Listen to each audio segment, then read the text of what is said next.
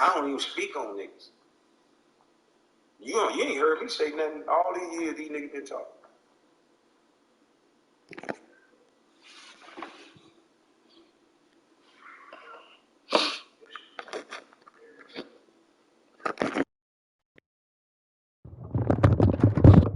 I ain't never been the best.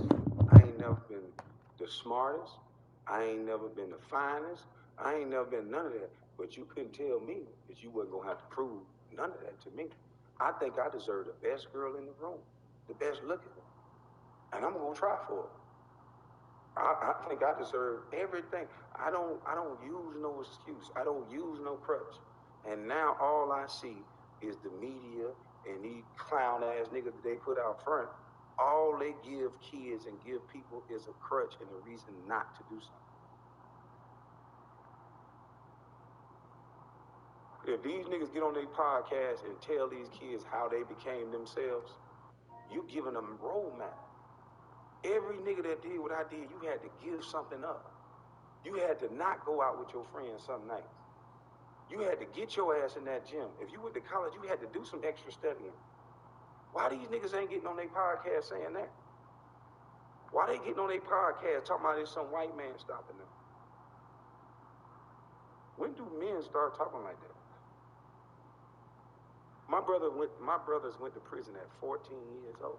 When I was 14, they went to prison.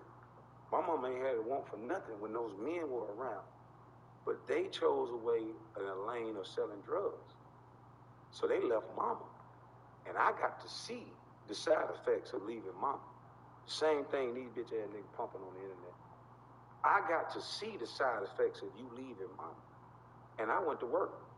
I told you, it was a 70-year-old man that drove me to work every day. And he told me, nigga, you gonna give me gas money for taking you to work. That nigga ain't give no shortcuts, no freebies, no nothing. Nigga told me straight up, nigga, hey, nigga, don't care about your brothers them going to jail. You got a decision to make. You can either be like your brothers and do something stupid and leave mama, or you could be better than your brothers and go and work hard and help your mama. Cause the shit that they pump on TV, the single mama shit, oh boy, them men love women by themselves. They love them. Because at some point they gonna need a man. And when they need that man, it come with a string. You see what I'm saying? So that's why men, it would make sense for people to pump them.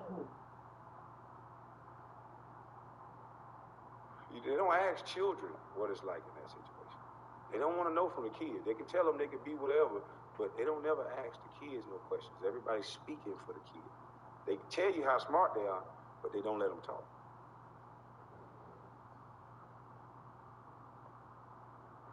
So, Gilbert, Stephen Jackson, all you niggas that talk about me, I understand, man.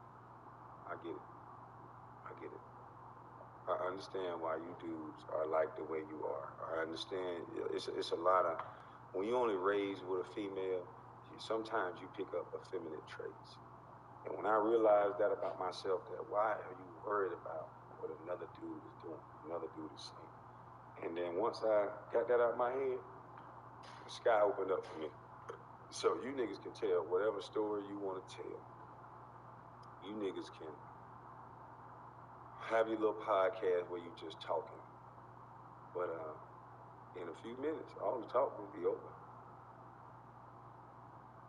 Because what I'm putting together now is better than being the #1 draft pick. See, I made history, and that's probably why you niggas jealous. I made history. There's never been a #1 draft pick, and there will never be another #1 draft pick out of high school. Get over it, man. Any boo-boo, nigga. Just get the fuck over it already. I was the #1 draft pick. I did not get an opportunity to play. If you want to be honest, this is a fact. I don't make excuses. That's why I never said anything. But I was given an opportunity to play in Charlotte. And I noticed I was getting a double-double in 2 quarters. And I noticed all the news media, all the people, they just went away.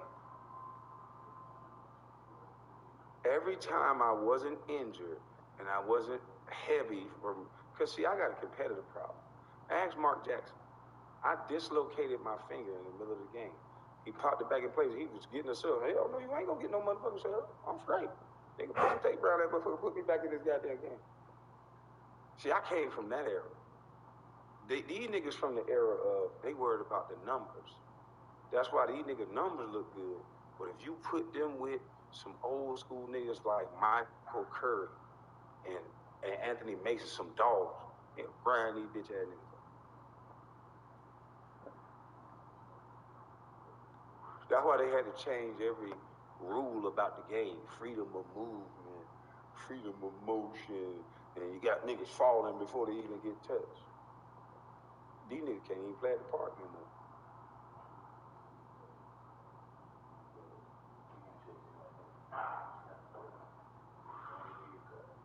But it's just interesting to me, dog. 20 years, and these niggas talking about me like it's fresh. And they talking with so much hatred. It's not my fault, nigga. I seen you buying purses and shit in the mall, Jack, for the love and hip-hop girl. I won't say none of their name because it ain't about them. It ain't my fault you feel inadequate. So you gotta buy them women.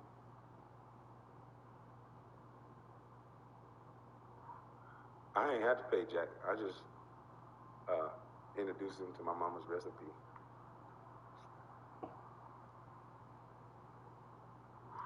These niggas be trick bag, all up in Onyx, throwing all their money and doing all this dumb shit.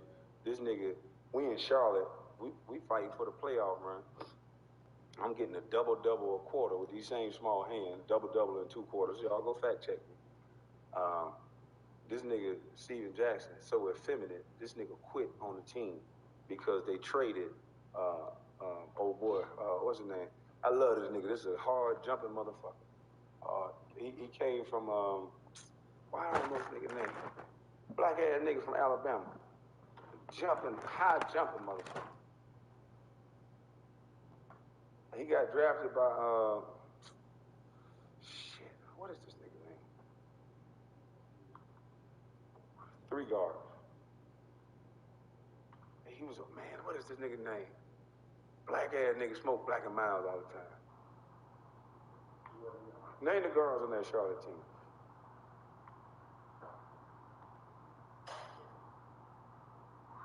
It was 2009, I want to say. What is his name? Gerald Wallace. Gerald Wallace. Sorry about that.